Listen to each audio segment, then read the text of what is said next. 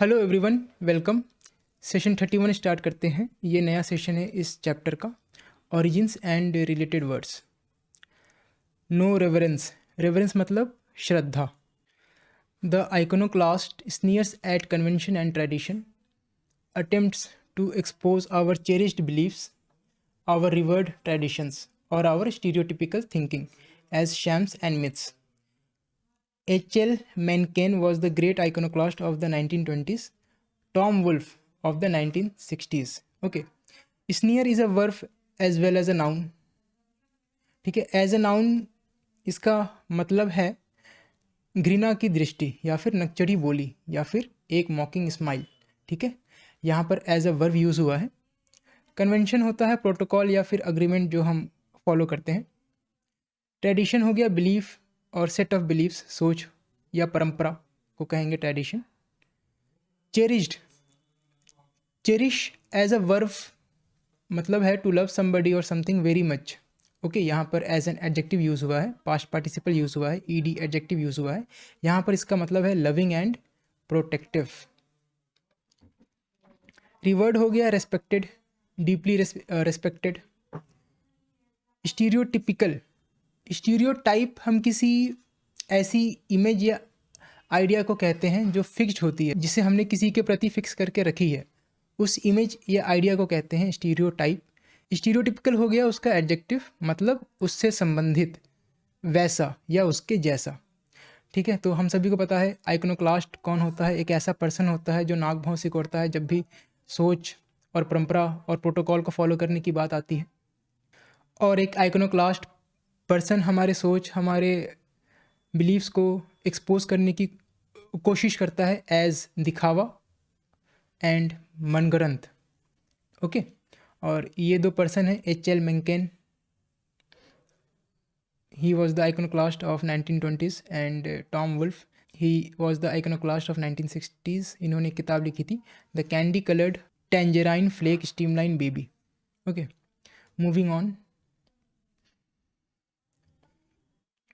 Adolescence is that confused and rebellious time of life in which iconoclasm is quite normal. Okay, अच्छा, iconoclasm हो गया iconoclast का noun और iconoclastic हो गया उसका एडजेक्टिव।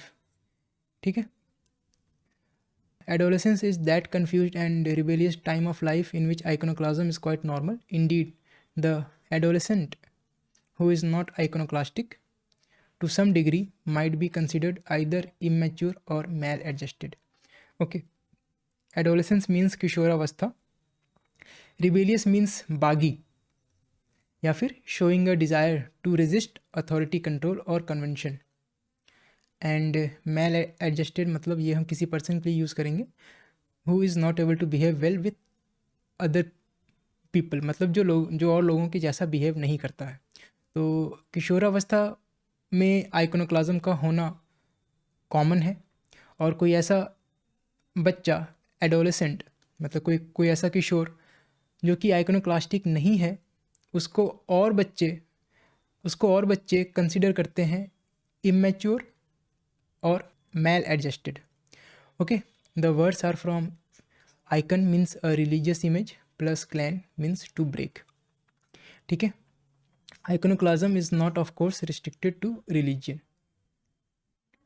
आखिर ये आइकोनोक्लाज्म है क्या, इसे समझाने के लिए मैं एक वर्ड समझाना चाहूँगा, scoff. Scoff is a verb, मतलब किसी व्यक्ति या वस्तु की हंसी उड़ाना या फिर किसी व्यक्ति या वस्तु को ताना मारना।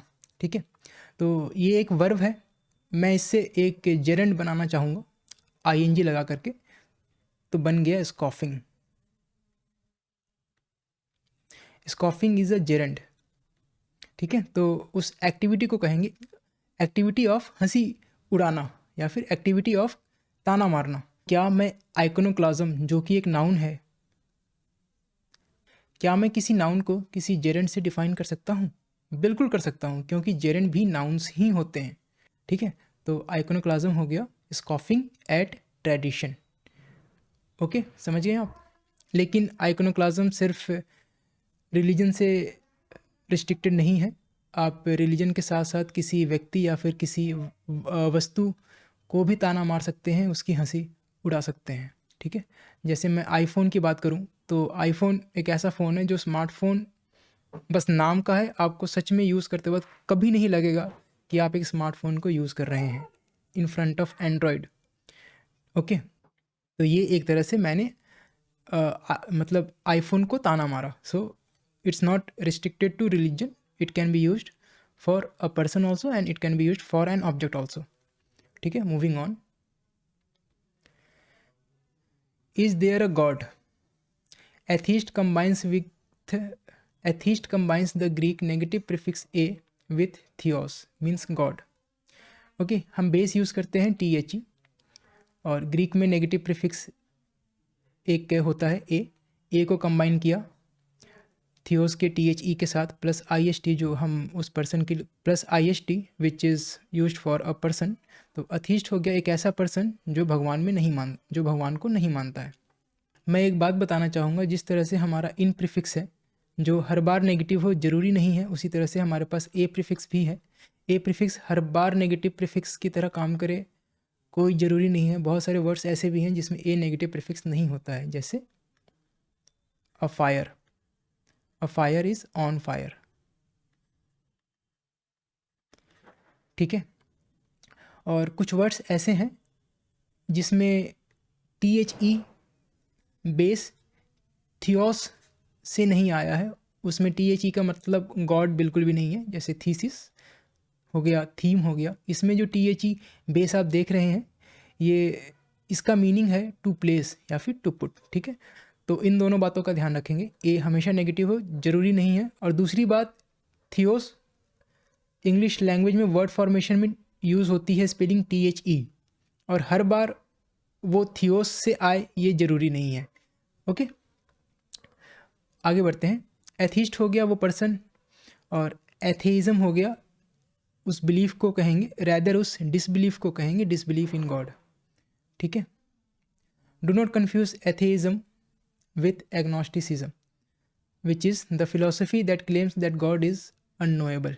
ठीक है, अच्छा, एग्नोस्टिसिज्म एक फिलोसफी है जो ये कहती है कि God is unknowable, that he may or may not exist, and that human beings can never come to a final conclusion about him. The agnostic does not deny the existence of a deity as does the atheist, but simply holds that no proof can be adduced one way or other. Agnosticism उस philosophy को कहेंगे जो ये कहता है कि God is unknowable, वो है या नहीं हम इस बात का पता नहीं लगा सकते, और एग्नोस्टिक उस पर्सन को कहेंगे जिसके अंदर ये फिलोसफी होती है। मूविंग ऑन, आगे बढ़ते हैं। How to know? Agnostic which is also an adjective, आप इसको उस पर्सन के साथ साथ एज एन एडजेक्टिव भी यूज़ कर सकते हैं। Is built on the Greek root gnostos. जब भी आप G और N ये दो अल्फ़ाबेट साथ में देखें तो फिर G साइलेंट होता है। ठीक है, is built on the Greek root gnostos means known and the negative prefix a. Okay, an agnostic claims that all but material phenomena is unknown and indeed unknowable. एक एग्नोस्टिक ये claim करता है कि सारी चीज़ें एक्सेप्ट, यहाँ but का मतलब है except material phenomena. Material phenomena मतलब यहाँ पर मटेरियल ऑब्जेक्ट, फिजिकल ऑब्जेक्ट्स की बात हो रही है। मटेरियल ऑब्जेक्ट, फिजिकल ऑब्जेक्ट वो होते हैं जिसे हम अपने पांचों सेंसेस, पांचों इंद्रियों के द्वारा परसीव कर सकते हैं। तो यहाँ पर एग्नोस्टिक ये क्लेम कर रहा है कि ये भगवान वगैरह जो है वो अननोन है, अनजान है, और क्योंकि वो अनजान है वो अज्ञात है। ठीक है, मतलब वो not able to be known, उनके बारे में जाना नहीं जा सकता, उनका अस्तित्व है या नहीं ये जाना नहीं जा सकता। क्यों? क्योंकि वो अननोन है। अगला वर्ड है diagnosis. A diagnosis constructed on the allied Greek root gnosis means knowledge. Allied का मतलब होता है associated, plus dia means through, is a knowing through examination और टेस्टिंग। ठीक है, तो डायग्नोसिस में डाया प्लस जिनोसिस को कंबाइन करके हमने बनाया डायग्नोसिस। ओके, इस सेंटेंस में ही आपको डेफिनेशन मिल जाएगी। A diagnosis is a knowing through examination और टेस्टिंग। ठीक है, डायग्नोसिस एक नाउन है। क्या मैं एक नाउन को एक जेरेंट से डिस्क्राइब कर सकता हूँ? बिल्कुल कर सकता हूँ। ओके, यहाँ पर knowing is a Geraint. Okay, तो डायग्नोसिस इज नोइंग, लेकिन सिर्फ नोइंग लिख करके नहीं छोड़ेंगे, नोइंग थ्रू एग्जामिनेशन और testing. Okay, moving on, a prognosis on the other hand is etymologically a knowing beforehand, hence a prediction, generally but not solely as to the course of a disease. The Greek prefix pro means before plus gnosis. ठीक है, अगला word है हमारा prognosis. इसमें हमने Greek के prefix pro को combine किया है नोसिस के साथ, तो बन गया प्रोग्नोसिस। ओके, प्रो मतलब बिफोर और नोसिस मतलब नॉलेज, तो प्रोग्नोसिस की इटिमोलॉजिकल डेफिनेशन हो गई नोइंग बिफोर हैंड। ओके, पहले से ज्ञान, उसको कहते हैं प्रोग्नोसिस, ये इसकी इटिमोलॉजिकल मीनिंग है। एक्चुअल मीनिंग क्या है? प्रिडिक्शन। ओके, तो prognosis is equal to prediction, लेकिन किस चीज़ का prediction? Prediction to the course of a disease. ठीक है, prediction to the course of a disease को कहेंगे प्रोग्नोसिस। लेकिन ये कोर्स ऑफ ए डिजीज से क्या मतलब है? यहाँ पर कोर्स का मतलब हो गया रूट या फिर डायरेक्शन। फॉर एग्जाम्पल मैं आप लोगों को एक एग्जाम्पल से समझाना चाहूँगा। मान लीजिए किसी को डायबिटीज़ है। ठीक है, तो ये तो हमारा डायग्नोसिस हो गया कि उसको डायबिटीज़ है, लेकिन अब कोर्स क्या होगा, रूट क्या होगा, डायरेक्शन क्या होगा? इसका कोर्स ये होगा कि अगर आप अपने डाइट में शुगर कंट्रोल में रखते हैं और ज़रूरत पड़ने पर इंसुलिन लेते हैं, तो फिर आप नॉर्मल तरीके से अपनी लाइफ को स्पेंड कर सकते हैं। ठीक है, तो ये जो प्रेडिक्शन है regarding the direction, regarding the रास्ता, regarding the route, regarding the course, इसी प्रेडिक्शन को कहते हैं प्रोग्नोसिस। ठीक है, लेकिन ये इसकी जनरल मीनिंग है, मतलब कि जनरली हम इसको कोर्स ऑफ ए डिजीज़ के लिए यूज़ करते हैं, मेडिकल कंटेक्स्ट में यूज़ करते हैं, बट नॉट सोली। लेकिन अकेले सिर्फ और सिर्फ इसी कंटेक्स्ट में यूज़ करेंगे कोई ज़रूरी नहीं है, आप इसको अलग कंटेक्स्ट में भी, अलग फील्ड्स में भी यूज़ कर सकते हैं। ठीक है, लेकिन ध्यान रखेंगे प्रोग्नोसिस मीन्स अ प्रिडिक्शन। ठीक है, thus you may say to a doctor, what's the diagnosis? Doctor, diabetes. Then you say, and what's the prediction? What's the prediction to the course? If you take insulin and watch your diet, you will soon be as good as new. Okay, the doctor's prognosis then is a forecast. Forecast matlab prediction of the development or trend of a disease. The doctor knows beforehand from previous similar cases what to expect. Okay, moving on, the verb form of diagnosis is diagnose, ये इसका verb form हो गया। The verb form of prognosis is prognosticate. ठीक है, यहाँ कोई pattern ढूंढने की कोशिश मत कीजिएगा, इन दोनों में कोई पैटर्न नहीं मिलेगा। डायग्नोसिस का डायग्नोस है, प्रोग्नोसिस का प्रोग्नोस नहीं है, प्रोग्नोसिस का प्रोग्नोस्टिकेट है। ठीक है, यहाँ पर ATE वर्ब है। To use the verb prognosticate correctly, be sure that your meaning involves the forecasting of developments from a consideration of symptoms और conditions। ठीक है, अच्छा, ये जो forecasting है या फिर ये जो prognosis है, ये जो prognosticate किया है, कुछ लोग हो सकता है थ्योरी के बेसिस पर भी कर दें, क्योंकि कुछ लोग ज़बरदस्ती ज्ञान देने लग जाते हैं। उनके पास ना तो डेटा होता है, ना तो किसी तरह का कोई स्टैटिस्टिक्स होता है, बस अपनी थ्योरी बना करके वो प्रेडिक्शन वगैरह कर देते हैं। ठीक है, उसको हम प्रोग्नोस्टिकेट करना नहीं कहेंगे। ठीक है, हम प्रोग्नोस्टिकेट करना तभी कहेंगे अगर किसी सिम्टम और कंडीशन के आधार पर फोरकास्टिंग की गई है, हम उसको कहते हैं प्रोग्नोस्टिकेट करना। ठीक है, सिर्फ अपने मन से थ्योरी बना करके कर देने को हम नहीं कहेंगे। ठीक है, whether the problem is physical, mental, political, economic, psychological और व्हाट यू हैव। ओके, अच्छा, यहाँ ऊपर हमने देखा था ना कि जनरली तो हम कोर्स ऑफ ए डिजीज़ के लिए यूज़ करते हैं, लेकिन अकेले सिर्फ इसी के लिए यूज़ करेंगे कोई ज़रूरी नहीं है। तो यहाँ पर आपको और कंटेक्स्ट मिल जाएगा। आप उसको फिजिकल कंटेक्स्ट में, मेंटल कंटेक्स्ट में, पॉलिटिकल, इकोनॉमिक, साइकोलॉजिकल कंटेक्स्ट में भी यूज़ कर सकते हैं। इन फील्ड्स में भी किसी भी तरह का प्रेडिक्शन सिम्टम और कंडीशन के आधार पर उसको कहेंगे प्रोग्नोसिस, ठीक है। उसके वर्ब को कहेंगे prognosticate. Okay, moving on. In school, you doubtless recall taking diagnostic tests. These measured not what you were supposed to have learned during the semester, but your general knowledge in a field, so that your teachers would know what सुधारात्मक steps to take, just as doctors rely on their diagnosis to decide what drugs or treatments to prescribe। ठीक है, जिस तरह से doctor diagnosis के basis पर ये decide करता है कि क्या दवाइयाँ, ड्रग्स का मतलब यहाँ से मेडिकल ड्रग्स से है, ठीक है, जिसका मतलब होता है दवाइयाँ। ओके, तो ड्रग्स का मतलब यहाँ दवाइयों से है। तो जिस तरह से डॉक्टर्स डायग्नोसिस करता है और डिसाइड करता है कि क्या दवाइयाँ लेनी है या फिर क्या क्या ट्रीटमेंट प्रिस्क्राइब करना है, उसी तरह स्कूल में डायग्नोस्टिक टेस्ट होते हैं जिसमें टीचर को ये पता चलता है कि क्या सुधारात्मक स्टेप्स लिए जाएंगे, ठीक है, regarding the improvement of the child. लेकिन आज तक मैंने ऐसा कोई टेस्ट दिया नहीं है। आपने दिया हो तो प्लीज़ मुझे बताइएगा, let me know. In a reading centre various diagnostic machines. अच्छा, डायग्नोस्टिक, यहाँ पर पहली बार हमने इसका एडजेक्टिव इनकाउंटर किया। So diagnostic is an adjective. machines and tests are used. These tell the clinician what is wrong with a student's reading and what measures will probably increase such a student's reading efficiency. Okay. The medical specialist is in diagnosis is a diagnostician. Okay, यहाँ पर जो suffix use हुआ है वो ICIAN।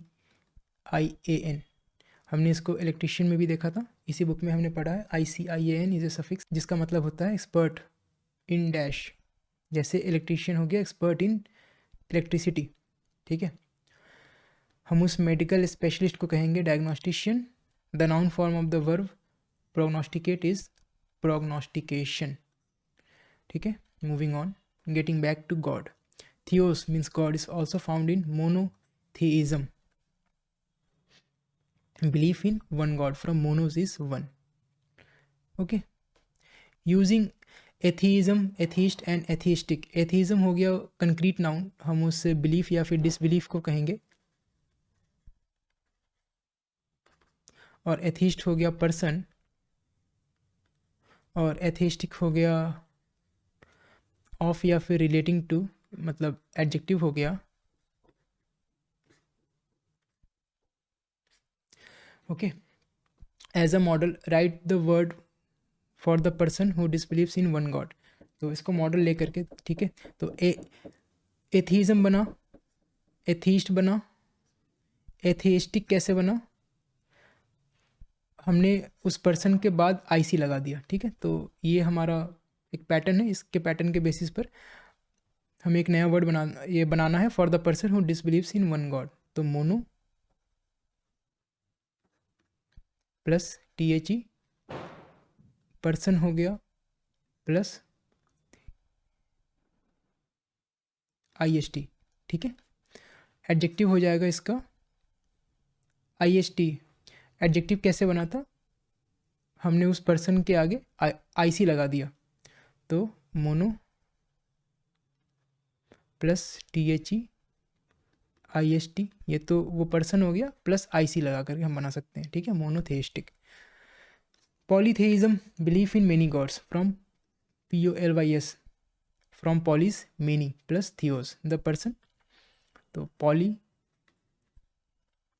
Plus THE plus ISM, ये ऐसे बना है। तो the person with such a belief, poly plus THE plus IST, ठीक है। द एडजेक्टिव, उसका एडजेक्टिव होगा, आप इसको लीजिए और IC लगा दीजिए।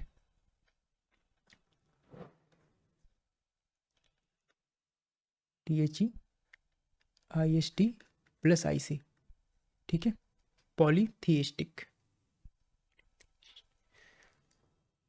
पैंथेइज्म is belief that God is not in man's image but is a combination of all forces of the universe. Pan means all plus theos.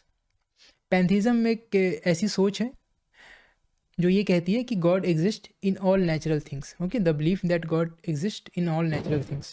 From pan means all, उस person को कहेंगे pan plus THE plus IST। हम pattern को follow करते हुए आ रहे हैं। The adjective, आप इसको उठाइए और IC लगा दीजिए, तो ये हो जाएगा पैन थीइस्ट प्लस IC लगाना था, plus IC। Okay, theology, the study of God and religion को कहते हैं theology. From theos plus logos मतलब साइंस और स्टडी। तो THE plus connecting vowel O plus LOGY। Connecting vowel use करते हैं जब हम एलिमेंट्स को कंबाइन करते हैं, तो कई बार लैंग्वेज को मतलब वर्ड के प्रोनाउंसिएशन को आसान बनाने की ज़रूरत पड़ती है, तो हम कनेक्टिंग वॉवल का यूज़ कर देते हैं। इंग्लिश में 5 वॉवल्स हैं, AEIOU, पाँचों के पाँचों as a connecting vowel use होते हैं। यहाँ पर O यूज़ हुआ है। The student is a theologian, ठीक है।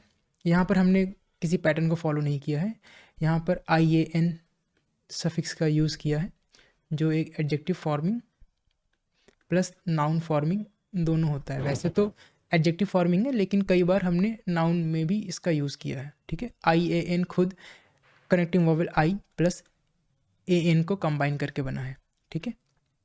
The student is a theologian, the adjective is theological. Okay, भगवान की बात हुई है तो फिर इस टॉपिक पर बात करना नहीं बनता है, इसीलिए इस वीडियो को यहीं पर रोकते हैं। मिलेंगे अगले सेशन में, अगले वीडियो में। आप लोगों ने मुझे इतना समय दिया, थैंक यू सो मच।